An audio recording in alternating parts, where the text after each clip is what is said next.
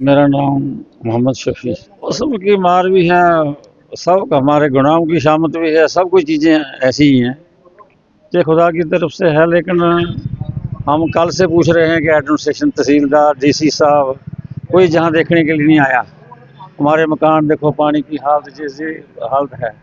और जहाँ मार लोगों ने वॉलंटियर लड़के, बड़े ये वकील हमारे एडवोकेट साहब थे, ये लगे हुए थे, सारे साथी, ये भी साथी। लेकिन लोग बेचारे कितना कर सकते हैं। लेकिन गवर्नमेंट की भी जिम्मेदारी बनती है कि हमारी सरकार इतनी कर रही है लोगों के लिए कोशिशें, लेकिन यहाँ के लोग बड़े परेशान हैं। आज तक चलने के लिए मुश्किल है। अभी तक गवर्नमेंट हज़ारों तरीके कर सकती है इन लोगों के लिए कि ये कहते हैं कि हम डेमोक्रेसी है, डेमोक्रेटिक कंट्री में हम रहते हैं, तो वहाँ को हर एक एवरीबॉडी राइट्स कि भाई अपने अपने हक हुकूक तो मिलने चाहिए लोगों को।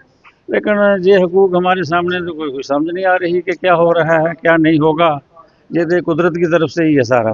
तो हम यही अपील करते हैं गवर्नमेंट से भी कि लोगों के दुख दर्द को सुना जाए और जिनका नुकसान हुआ है उनको मुआवजा दिया जाए, उसके लिए देखभाल की जाए, उनके मकानों की रिपेयर के लिए। और भी चीज़ें बहुत गवर्नमेंट के पास हैं। सर एटलीस्ट एडमिनिस्ट्रेशन वाली साइड से किसी ना किसी को यहाँ पे आना चाहिए था। उनको आके लोगों को एटलीस्ट देखते तो सही, लोगों को कहीं राहत के लिए जगह तो देते।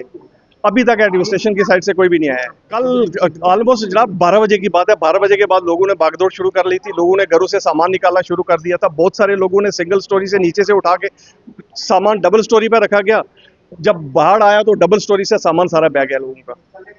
काफी नुकसान बहुत, काफी नहीं सर, बहुत नुकसान हुआ है। एटलीस्ट एडमिनिस्ट्रेशन को आके लोगों को पूछना तो चाहिए, राहत के लिए कुछ ना कुछ तो लोगों के लिए करना चाहिए। एटलीस्ट एडमिनिस्ट्रेशन को स्कूल बिल्डिंग्स, कोई हॉस्पिटल बिल्डिंग्स लोगों के लिए खोल के रखनी चाहिए। ये लोग रात से सड़कों पे घूम रहे हैं, कोई कहीं घूम रहा है, रहने के लिए जगह नहीं है, खाने के लिए इनके लिए कुछ है नहीं है। मोहल्ला वाले लोगों ने बहुत कोशिश की है मदद करने के लिए, लेकिन कितने लोगों की मदद करेंगे। यहाँ पे हजारों के हिसाब से लोग घरों से बाहर हैं। किनारे किनारे बहुत नुकसान हुआ है। आप दोनों साइड देख सकते हैं, गोरखा नगर वाली साइड भी देख सकते हैं और गुजर नगर वाली साइड भी देख सकते हैं। दोनों गोरखा नगर वाली साइड में तो कुछ मकान भी बह गए हैं, लेकिन वहां पे भी कोई भी नहीं आया अभी तक। देखिए, सरकारों की और बाकी चीज़ों की बात तो अभी हम देर से करेंगे। सरकारें आती जाती रहती हैं। सरकार इस वक्त जो है वो किस कंडीशन में होगी, लेकिन हम एडमिनिस्ट्रेशन की बात करते हैं कि एडमिनिस्ट्रेशन की तरफ से अभी तक यहाँ के नवासी लोगों के लिए किसी किस्म की कोई भी राहत सामग्री की कोई अभी तक बात नहीं आई है। कोई अभी तक एडमिनिस्ट्रेशन का कोई छोटे लेवल का भी ऑफिसर यहाँ पर अभी तक अप्रोच नहीं किया लोगों के लिए कि हम लोगों के हालात जाने के कैसे हालात हैं। तो हमें इस चीज़ पर बहुत बड़ा दुख व्यक्त करना पड़ रहा है कि एडमिनिस्ट्रेशन का पहला रोल होता है और एडमिनिस्ट्रेशन यहाँ है ही नहीं किसी गिनती में। सरकारों की बात है, सरकारें आती जाती रहेंगी। आज एक सरकार है, कल दूसरी सरकार होगी, लेकिन एडमिनिस्ट्रेशन ने अभी तक किसी भी किस्म की अप्रोच नहीं की।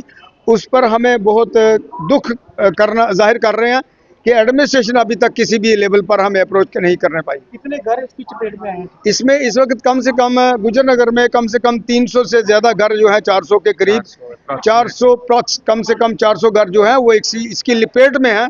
और 400 घरों में से बहुत से घर ऐसे हैं जिन्होंने रात को अपने घरों से बाहर रात निकाली है।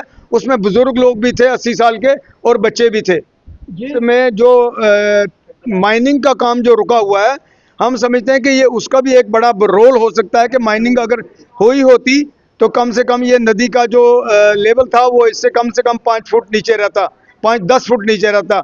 माइनिंग बंद कर दी है, जिसकी वजह से इसका चढ़ाव जो है वो ज़्यादा रहा है।